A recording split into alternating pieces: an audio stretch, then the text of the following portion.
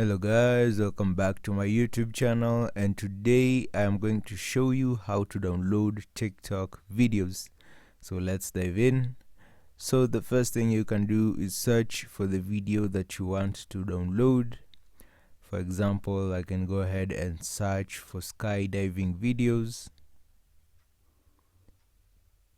and I can use this example. So if you want to go ahead and download, you want to click on the share icon, the one that looks like an arrow that has been twisted.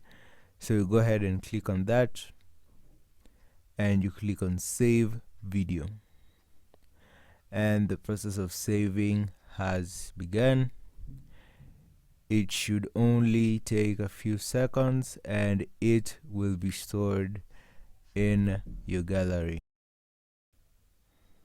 And once it has been saved, you go ahead to your gallery, photos, scroll down, and you have it right here. And that is how you do it, guys, and I will see you in the next video.